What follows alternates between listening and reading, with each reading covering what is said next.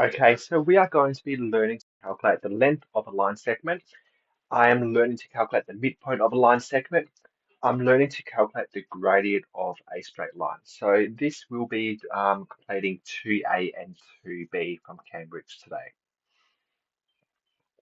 So the first thing, we need to think about what is a midpoint. So the midpoint just means the middle of the line. But it's a lot easier when we've got a horizontal line. We can see here that we are looking at, oops, go back out, we can see that we are looking at x is 1 to x is 3. Likewise, we're looking at here when x is 5, y is 3. So straight away we can see looking at our x values that we're looking at 1 and 5. So we just add them up. 1 plus 5 equals 6, and then we divide it by 2 to find that middle point of 3. Same thing if I'm looking at a vertical line. So here I've got a vertical line of -5 and 2 and -5 and 4. So I can clearly see on my y-axis here that I've the midpoint on where it's going to be, but I can also use the formula. I'm adding my two y values together. So -4 plus 2 gives me -2, and then I half it, which becomes -1.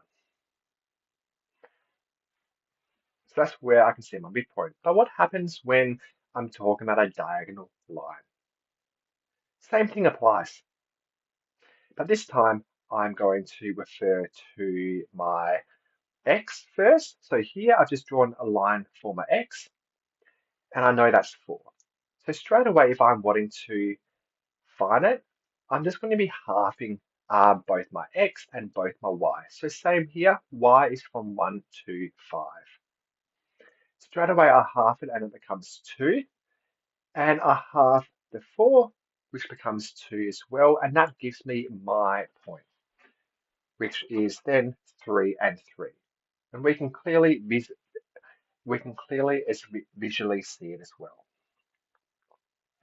If I do another one over here, I've got a line that's starting off at x is 6, y is -3, to x is 0, y is -2.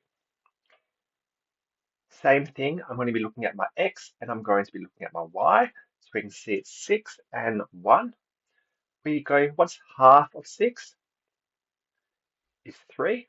What's half of 1? Is a half. And that straight away helps me work it out, which means I'm going to be able to have mine at this point right here, which will be x is 3, y is -2.5.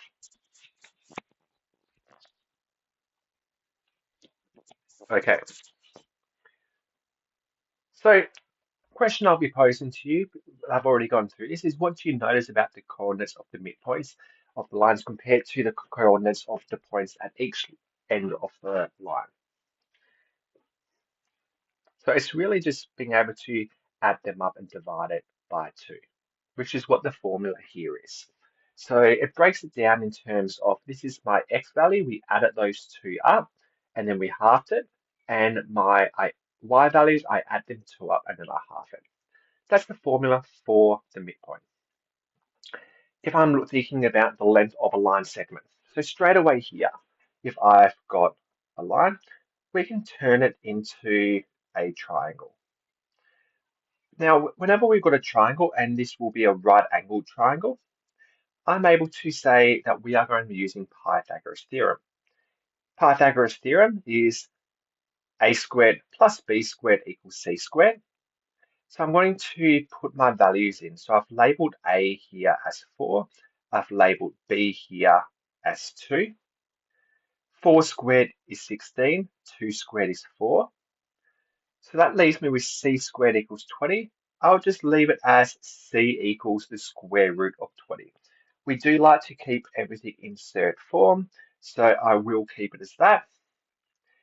If I wanted to, I could simplify that though, because square root 20 is the same as square root 4 times square root 5, which is 2 square root 5.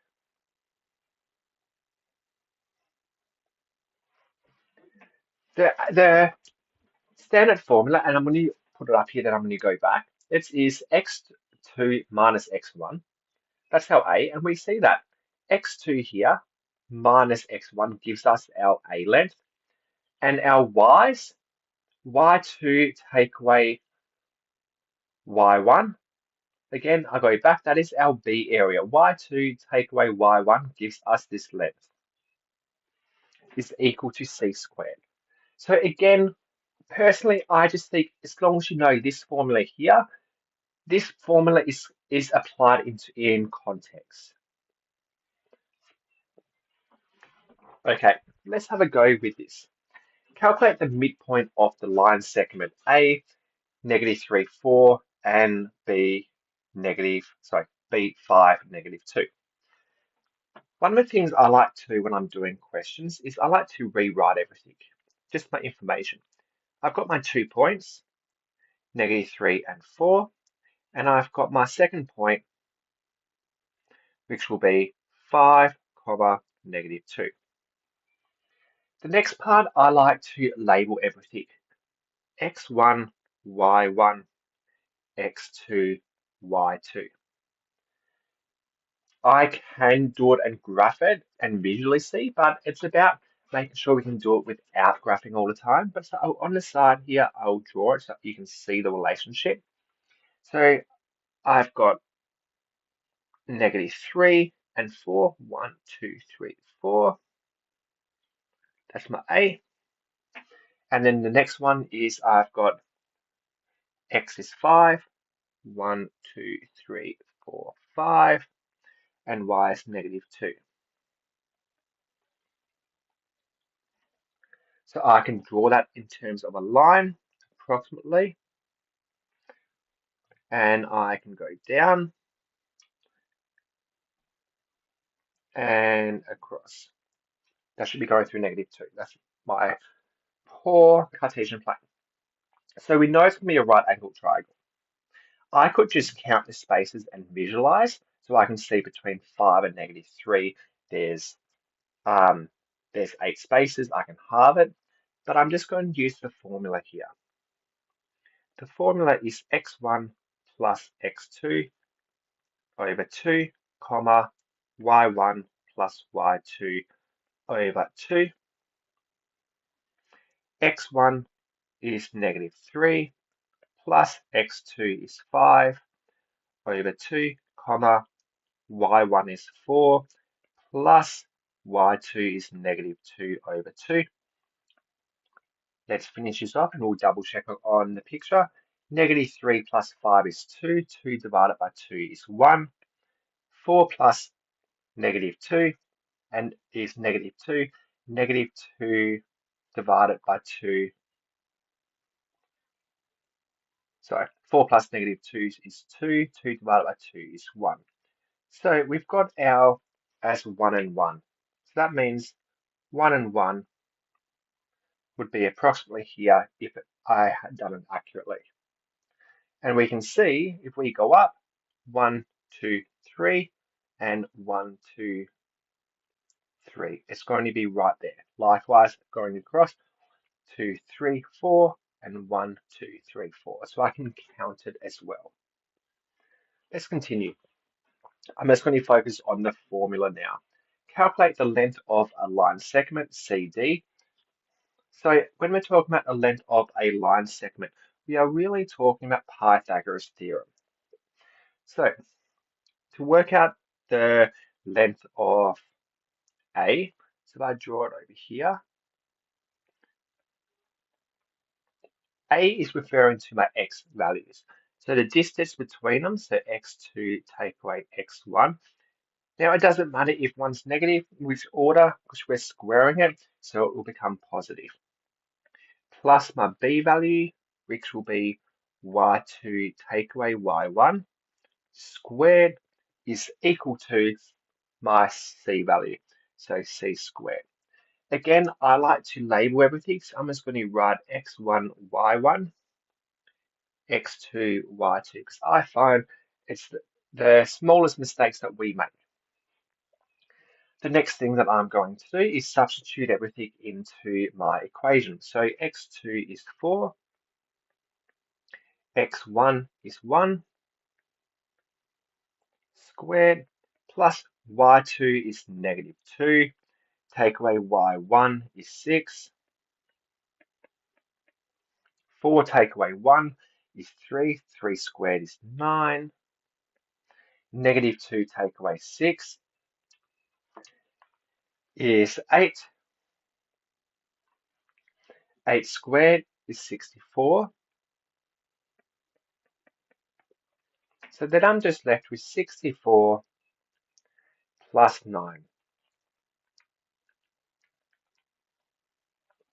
64 plus 9 equals 73. So 73 is equal to c squared. The final step that we'll be doing is getting c by itself. So we're just going to square root of 73. And if I can simplify it, I would, but I can't, so I'll leave it in this form. The midpoint M of a line segment is 3, 2, and the endpoints are A, 1 and A, and B is 5 and 4. Find the value of A. So this is where we need to know the formula, and we are going to work backwards. So the midpoint formula we said, we're adding the two x values together,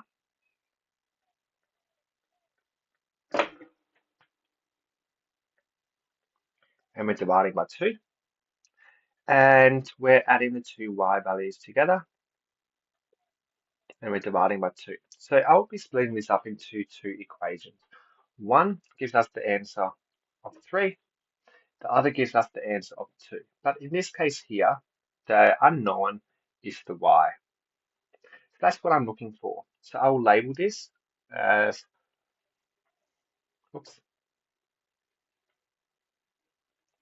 erase that. So I'll label this as x1 and y1 and x2 and y2. So that means I'll do my y. So y1 is a plus y2 is 4 over 2, and that equals to 2. I then have to work backwards. I times both sides by 2, and that gives me a plus 4 equals 4. And then I have to take away 4. And that gives me a is equal to 0.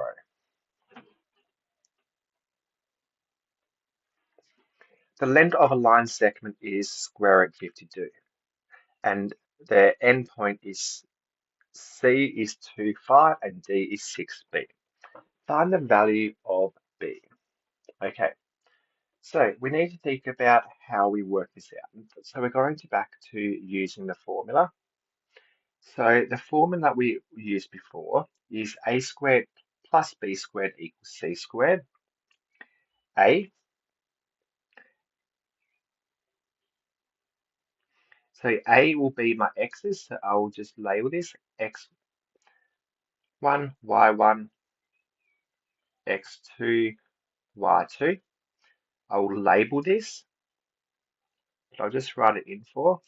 First, x2 take away x1 is the length of my A plus, oops,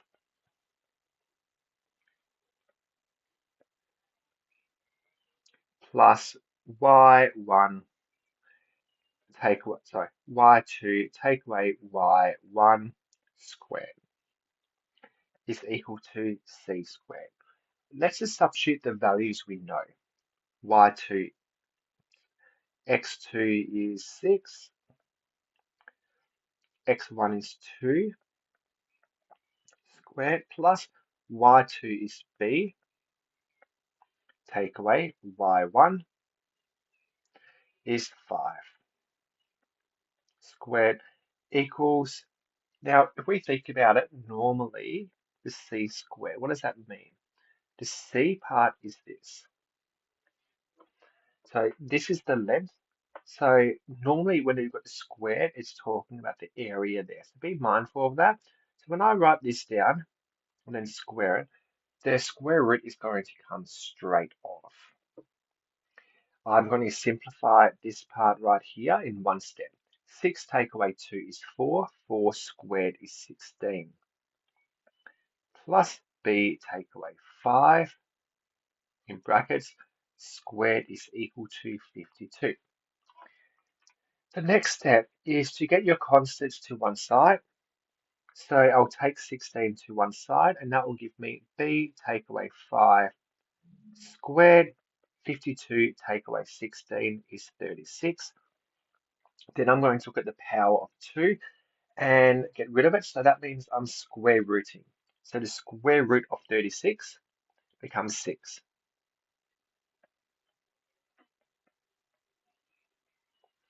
Finally, I need to add 5 to both sides. So 6 plus 5 is 11.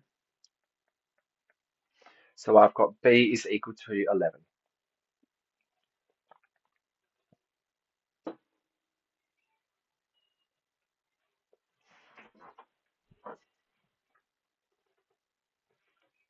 Okay, the next part we're going to be looking at is going over gradient. So we need to remember we started learning about gradient in year 8. So the basic understanding is if our linear line is going up, it's positive gradient. If it's neutral, it's horizontal, zero gradient. And if it's downwards, it's negative gradient. And if it's going to be a vertical line, the gradient is undefined. And the reason, oops, and the reason why I'll show you is if we do rise over run and look at a line that looks like this. My rise can be anything, but my run will always be 0. So we cannot divide by 0. And if you try that on the calculator, you can't. It'll give you an error. So we talk about gradient as in change in y over change in x. So we can see here that it's going up 2 for every 1 across with x. The rule with gradient, yes, we use the term rise and run, but rise is talking about y2 value take away y1, and the run is referring to x2 take away x1. Or in other terms, the change in y over the change in x. Okay, so we're going to use this formula now to help us. Get a pen. Find the gradient of the line passing through the following pairs of points. So gradient, the formula for gradient we said is change in y. So change in y over change in x.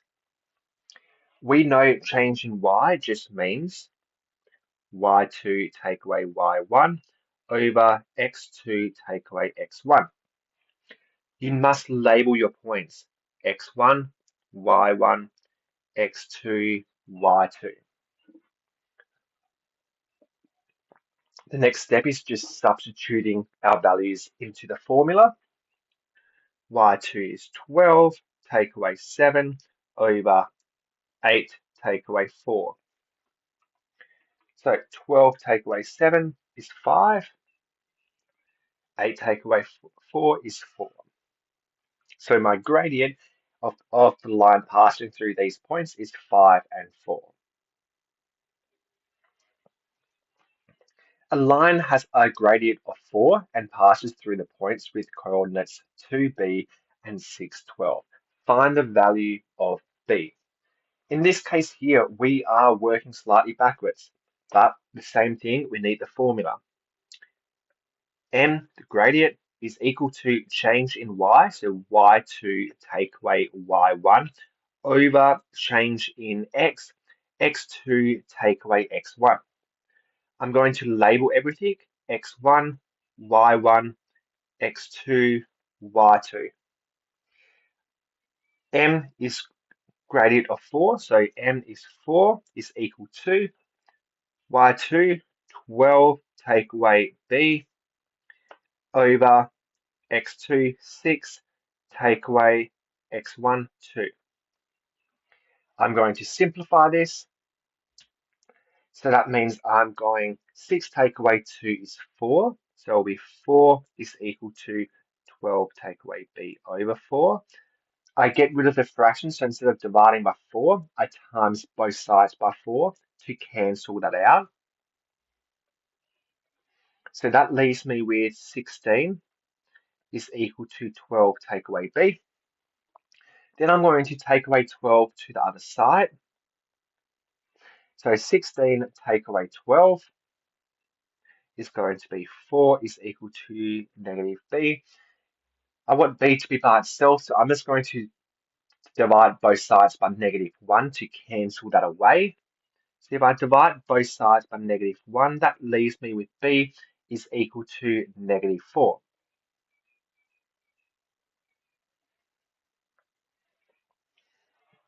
Just another thing to think of is gradient also refers to tangent.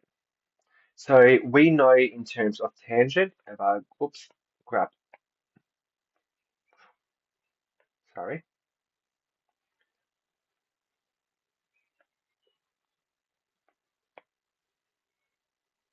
Okay, so we know if we are looking at tangent right here, then I can see,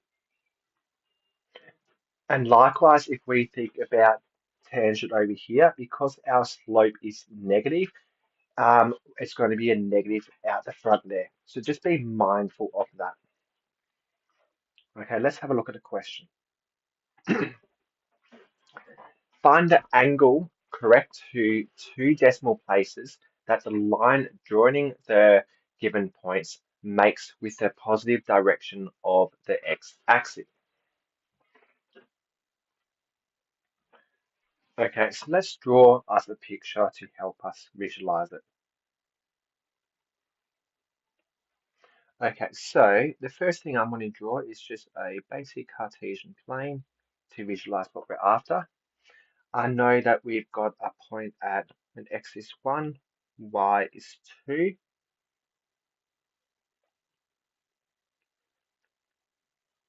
X is right here. And when x is 4,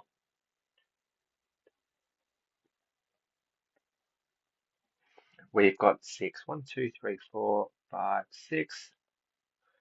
Okay, we've got one spot right here. So we're talking about this here. Find the angle correct that the line joining the given point makes with the positive direction of the x-axis. So the positive direction. So that means we're looking at this point right here on what it makes. So I'm looking at theta right here. So that tells me that I'm just really wanting to know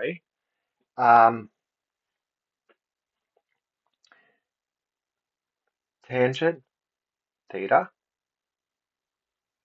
is going to be opposite, so which is my rise over my adjacent right here. So I can see straight away between 2 and 6, I've got my opposite is 4 and my adjacent is 3. So I've got tangent theta is equal to 4 over 3. To get theta by itself, I'm doing the inverse of tangent to find the angle. So tangent negative 1, 4 over 3. That gives me the answer of 53.13 degrees. Let's look at the next point. The next point looks a bit trickier, but it is the same thing. So the first thing I'm going to do is, because it's using A, I'm not going to do it visually. I will go back to doing it with the equation, because we know gradient is looking at tangent. So m, a gradient, is equal to y2 minus y1 over x2 minus x1. M is equal to y2, so I'll label this x1, y1, x2, y2. So 2a take away a over x2a take away 2a. That's the first step. Okay, so the next step is just simplifying that. So I've got 2a take away a is a take away 2a is negative a, and that gives me negative 1. Okay, so that means my gradient is going to be negative. So that will come in handy in a minute. So, but first we are just going to put this into tangent. So tangent negative 1, because we're looking at finding theta. I'm jumping a step here, and it gives us negative 1 there. So type that into the calculator. And that gives us negative 45 degrees. But because it says making the angle in the positive direction, because if I just quickly draw this, my graph, that's going to be creating it like this. So we're looking at it in the angle within the positive direction. So we're looking at this part right here. That means are we looking at 90 plus 45, which will give us 135 degrees. So 90